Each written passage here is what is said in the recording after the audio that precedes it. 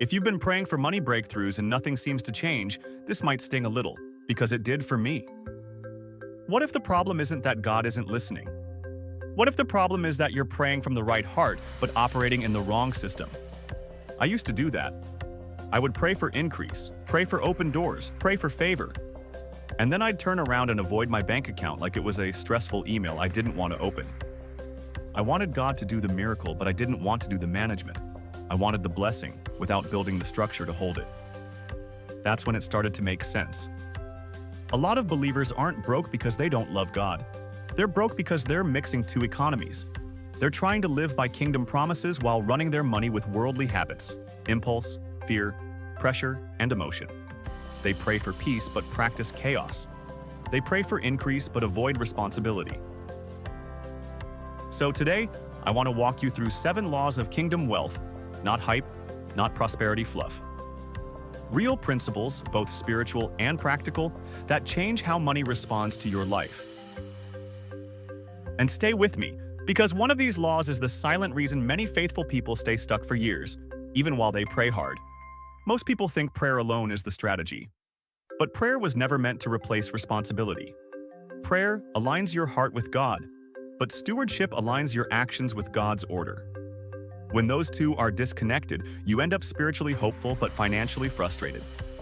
I've met people who love God deeply, serve faithfully, and pray consistently, yet they live under constant financial stress. Not because God is withholding, but because they were never taught how God's system actually works. Nobody explained the principles behind provision. Nobody showed them how faith and structure work together. So if you've ever felt confused, like you're doing the spiritual part but still falling behind in the practical part, you're not broken. You're just missing alignment. And once alignment clicks, your prayers don't change. Your results do. Let's start with ownership. Here's a simple question. Who actually owns what you have? Most people say, God owns everything, but they live like they own everything. My money, my house, my car, my paycheck, my life. But Scripture reminds us that the earth belongs to the Lord and everything in it. And when you truly accept that, something powerful happens. Pressure lifts. Because you stop carrying money like a burden and start handling it like an assignment. You stop panicking about provision and start focusing on stewardship. You stop seeing your finances as a personal struggle and start seeing them as a responsibility to manage wisely. That shift alone can change your peace. Now let's talk about stewardship. God doesn't reward need, He rewards faithfulness. Jesus taught that those who are faithful with little are trusted with more. I used to pray for more while mismanaging what I already had. And more money didn't fix anything. It just gave my bad habits a bigger budget. Stewardship became my starting point. Stewardship is knowing where your money goes. Stewardship is planning before you spend. Stewardship is building margin, even if it's small. Stewardship is deciding that emotions won't drive your financial decisions anymore. Because if you can't manage a little, more won't help you. More will expose you. Now let's talk about seed and harvest. In God's system, nothing multiplies until something is planted. People want harvest without seed, increase without release, overflow without obedience. But seed is anything valuable that leaves your hand and goes into the ground of faith.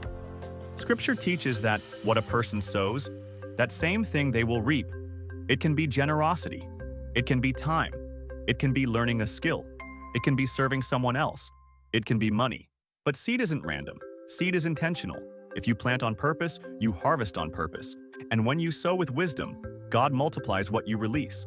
The future you want is built by the seeds you're willing to plant today.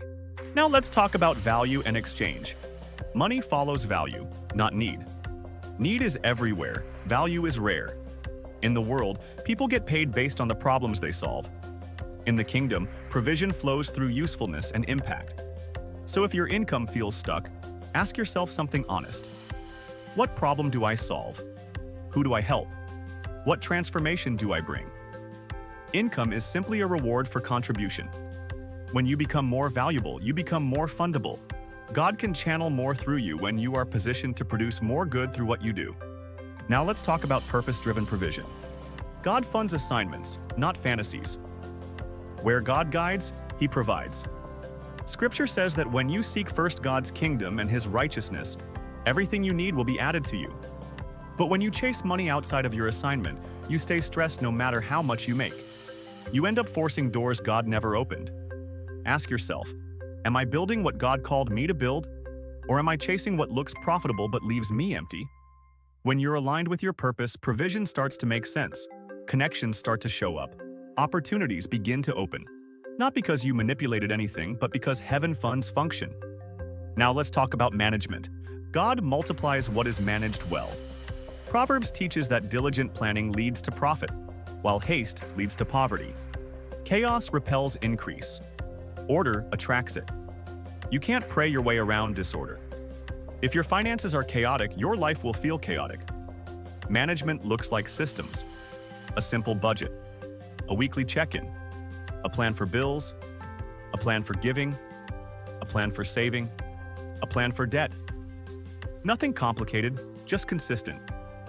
Order creates a channel, and once there is a channel, flow becomes possible. Many people want overflow without building the system to carry it. Now let's talk about integrity. Integrity is the security system of lasting wealth. Money without character becomes dangerous. It either destroys you or turns you into someone you don't recognize. Integrity is doing what's right when nobody sees it. It's being honest about what you spend. It's not cutting corners. It's keeping your word. It's living clean. Scripture tells us that faith without action is incomplete, and integrity is what connects belief to behavior. God can trust wealth to people who won't be controlled by it. When you walk in integrity, you don't just build money, you build legacy. The reason so many people feel frustrated is because they are praying for outcomes without aligning with God's laws. In God's kingdom, laws matter. Alignment matters. Systems matter. When you seek the kingdom first, His order, His principles, His way, everything else starts to fall into place. You don't have to chase money. You build the life that attracts provision. You don't have to chase peace. Peace shows up when order shows up. You don't have to chase increase. Increase follows stewardship, value, purpose, management, and integrity. So here's the question. What if the breakthrough you want isn't on the other side of another prayer, but on the other side of alignment? In the next video, I'll break down the one law most believers violate without even realizing it, and why it quietly blocks financial growth even when you're faithful. Because once you fix that, you stop praying in circles, and you start building kingdom momentum.